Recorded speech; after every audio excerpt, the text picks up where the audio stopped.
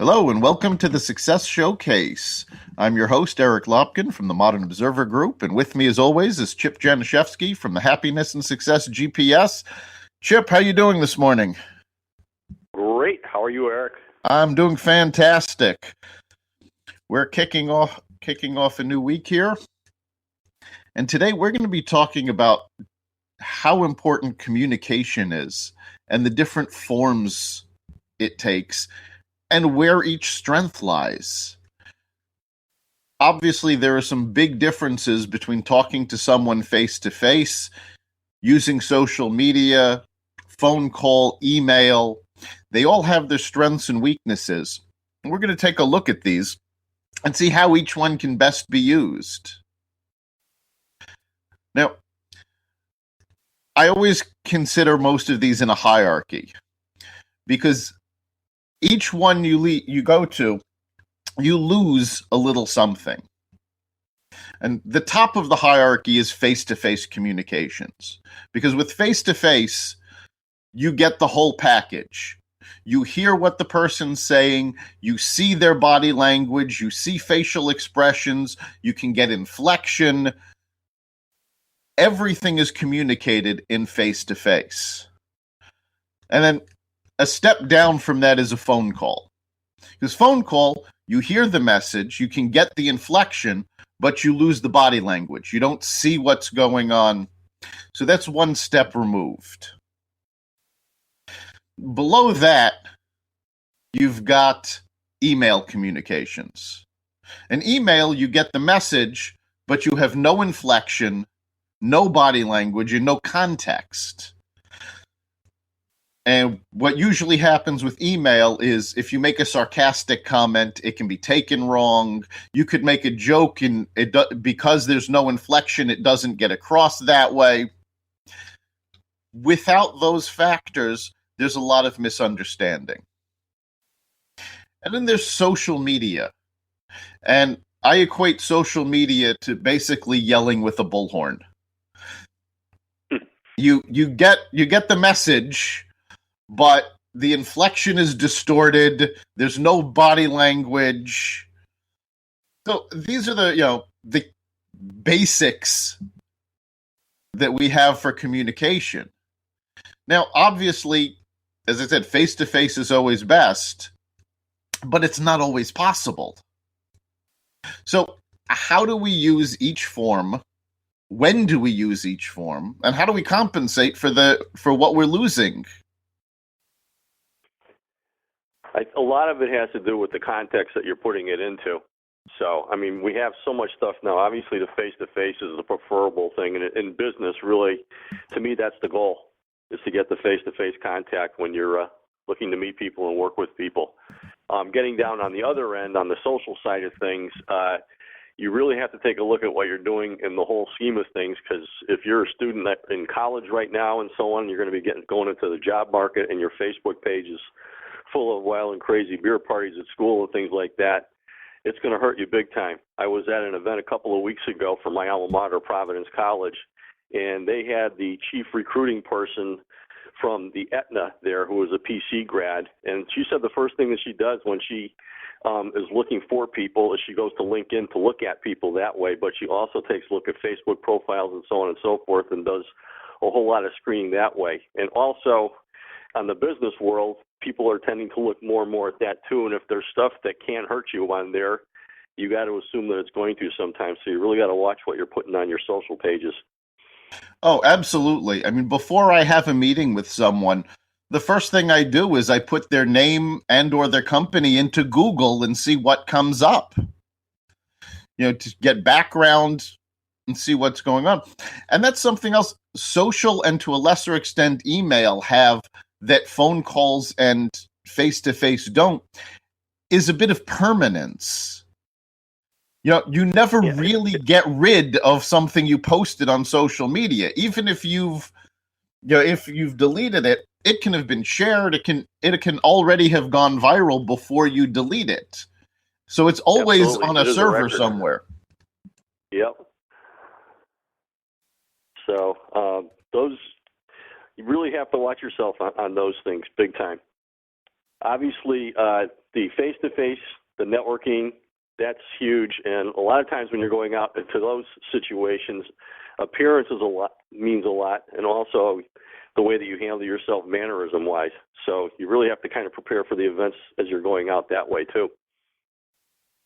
All right, you need to know who your audience is, who you're communicating with, and also you really have to be comfortable in your own skin, because certain things are appropriate in certain venues, and you need to know what fits. Like, as a business coach and consultant, when I go to a networking event or a business meeting, I'm generally in a suit. Now, this is my image. In fact, I've actually shown up at networking events in a polo shirt and cargo pants, and people didn't recognize me for a moment because they're so used to that specific image of me in the suit. However, just because I show up to an event in the suit doesn't mean that's the best way for someone to show up, or certainly not the only way. So, no, obviously, being a professional, showing up in a suit is something that you have to do. But if you're dealing with other people who are, maybe in the arts or this or that or whatever, they're going to show up more casual, and that's their image. And there's nothing wrong with either one. All right. I used to do a lot of networking with a contractor. And, I mean, a lot of times he would come to these from the work site. And he always looked professional, but his polo shirt with his company logo on it, slacks or jeans, But this was a guy that worked with his hands. This was a guy, he was a carpenter. He built things. For him to show up in a suit wouldn't have fit his image, and it wouldn't have fit the message that he wanted to portray to the audience. No, and I think showing up with the logo shirt on or something that really portrays what he's doing really shows professionalism in his industry while being dressed casual. Yes. So you have to understand. Yeah, you have to understand what your message is and what you're trying to get across. Just looking like everybody else isn't really the best way to go. No, you definitely have to be your individual self, and it's really, really important if you're going to these events to be prepared. Go in there with a plan and a purpose as to why you're there, rather than just showing up and hoping something good happens. And we've talked about this a lot as far as networking meetings go and that kind of thing. But if you go in with a specific purpose and things that you want to accomplish there, you are a whole lot more likely to come out of the meeting successful, rather than just going in there hoping something happens, and when it doesn't, you walk away saying, I'm not getting anything out of this, I quit. Exactly. Now, so we've been talking about face-to-face, but a lot of business is done over the phone. Now, when you're talking to someone over the phone, or for instance, this podcast, you lose the visual aspect of it.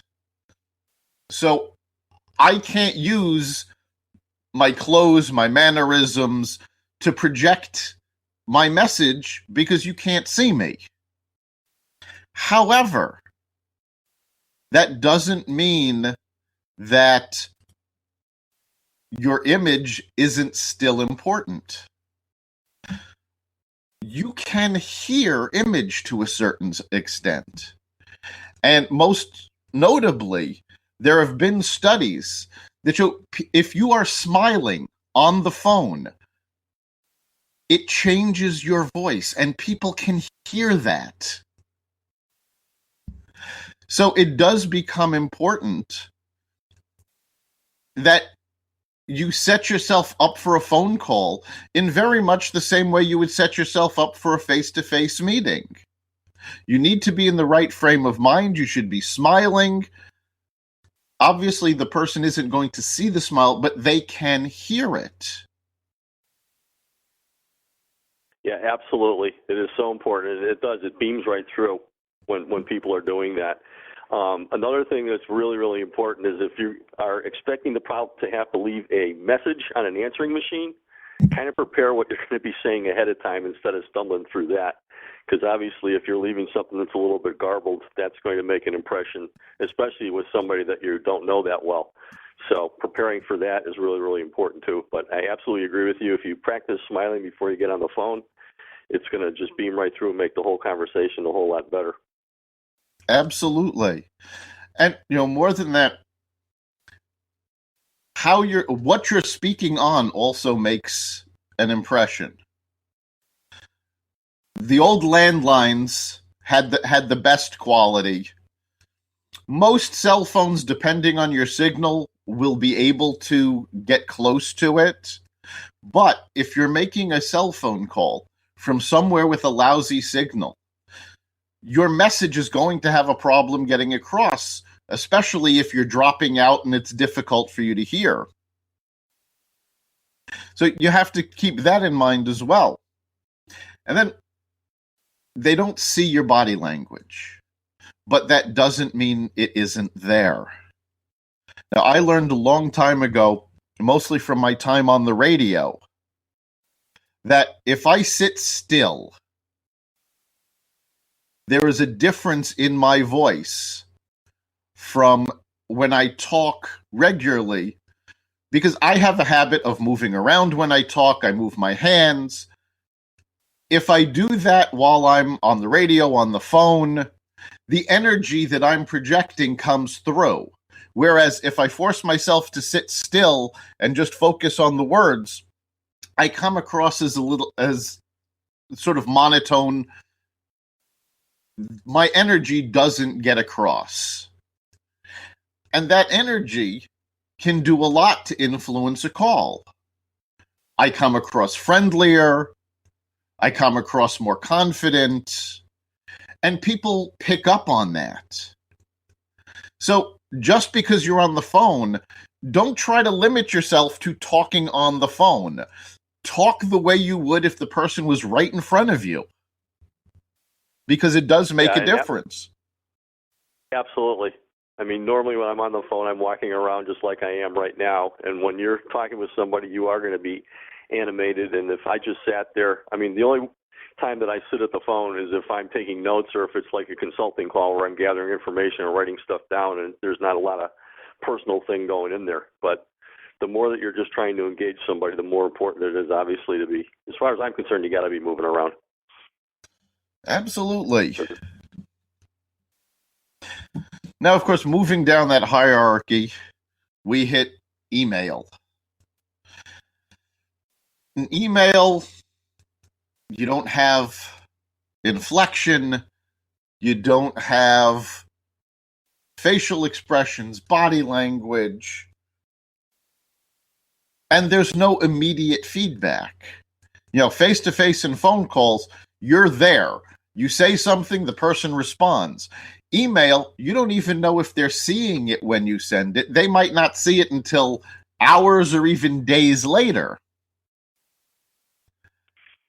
And they also might not see it the way that you intended it to be when you sent it, as opposed to being face-to-face or on the phone. Yes. And that's why, I mean, you mentioned up front, there's a really, really big area of misunderstanding potential on the email site. So you have to be very careful with what you're putting in the message, making sure that your grammar and punctuation and all that is proper, especially if it's, the more formal it is for business and that kind of thing.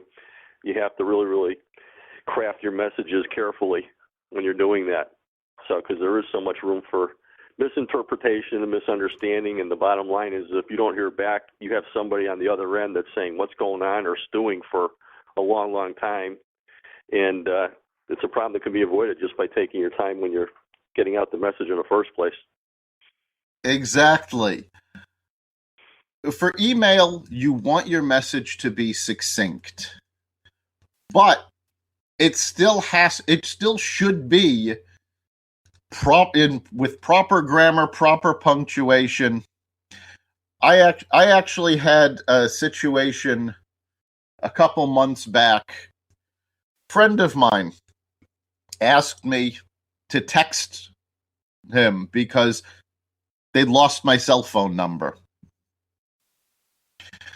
So I Didn't get around to it immediately, but I sent a text and I sent a message.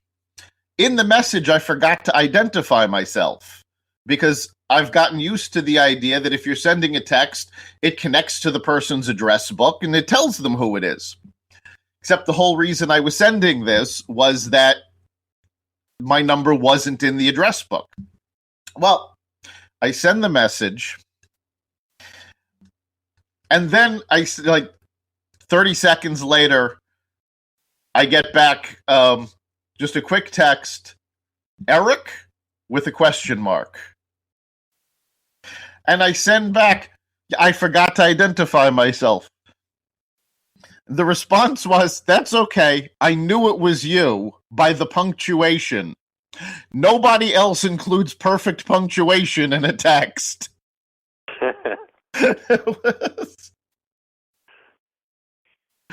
That is good. So yeah, it is important to when you're using the text to really identify yourself if you're not sure that you have the number. I mean, some people, their phones are full of contacts, and other people don't put anybody in there. So it's pretty important to just sign your name or something in the text when you're sending to people, unless you're absolutely sure that they have you in their contact manager. And generally, if it's someone you text on a regular basis, they know who you are. You're in there. It's that initial text that you want to make sure you've got identification. But the same thing goes, I mean, with a text, you're communicating almost the same way you do on Twitter. It's a quick message, not that much information, but people are texting more and more. And if you're doing a text with a friend, it's going to be very different than if you're texting a business associate. And the same goes with email. If you're emailing or texting a business associate, it should be properly formatted. You should use full words and punctuation, and get your message across clearly. With a friend, it's less important. With a friend, you can use abbreviations, you can use LOL, things like that. But if you're doing it for business, these really shouldn't be in there. Yeah, and another thing about texting and just phones in general is where you're using those. We talked about etiquette as far as showing up and, being dressed properly and handling yourself properly and so on and so forth. Your etiquette while you're sitting there at meetings, paying attention to the speaker or to the commercials going on rather than sitting there banging away on your cell phone is so important too, because that can really, really provide a really bad image for you also. So it's important to realize that there is a place to use that while other people are around and there aren't. And one of the things people fail to do so much is listening to people and paying attention and so on and so forth, and that really goes so far in getting people to respect you if you are doing that. So it's important to realize that those gadgets are to be used in certain places and they're not to be used in other places. Absolutely. If you're meeting with somebody face to face or you're in a room talking with people, put the phone away. The people who are in front of you deserve your attention. Absolutely. And make sure that the ringer is off, the whole 9 yards. I mean, if you are expecting an important call or something to come in before a meeting that you know that you can't get out of, it's really, really important before you even start the meeting to say, if this does go off, please pardon me because I'm expecting something that's really, really critical and urgent. I'm not talking about talking to a friend about setting up a date or something like that. I'm talking about things that you absolutely have to grab. If you're upfront about the possibility of that happening, then when it does, it's a whole lot better than all of a sudden saying, excuse me, in the middle of a meeting. Exactly. Now, there's one other thing that we haven't touched upon, and it's where a lot of things sort of converge, which is the emergence of online video. Facebook Live, YouTube Live. It's now very easy to do video online. Now, video, you have the advantages of face-to-face, because they can see your inflection, they hear it, they see your body language. However, it's still pretty much one-way communication. Even if someone is typing a comment, it's not really two-way. So using video over social media on a website is a great way to overcome limitations in your message. Most people get very nervous when they get in front of a camera. These social networks have made it very easy to do, and what usually goes over best is just being yourself. Act natural. Absolutely. And again, watch what you're putting on those videos too. So just use them for the right purpose. All right. Remember, any video, any photo you send, think of it as forever. And, you know, if you're using it in a business format, be professional.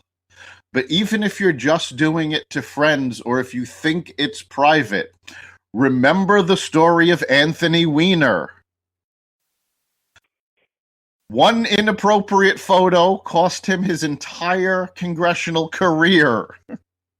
And that's what it can do to you as well. So you want to make sure what you're sending is appropriate. We're hitting the end of our time here. So, Chip, if there's one takeaway you want our audience to have, what is it? Think before you communicate. Be prepared.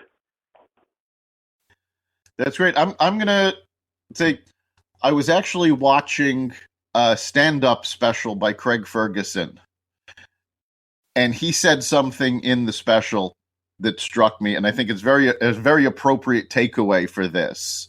It's before you say anything, ask yourself 3 questions. Does this need to be said? Does this need to be said right now? And does this need to be said by me? Those 3 questions can keep you out of a lot of trouble. You've been listening Absolutely. to the Success Showcase. I'm Eric Lopkin with Chip Chaniszewski, and we look forward to serving you again.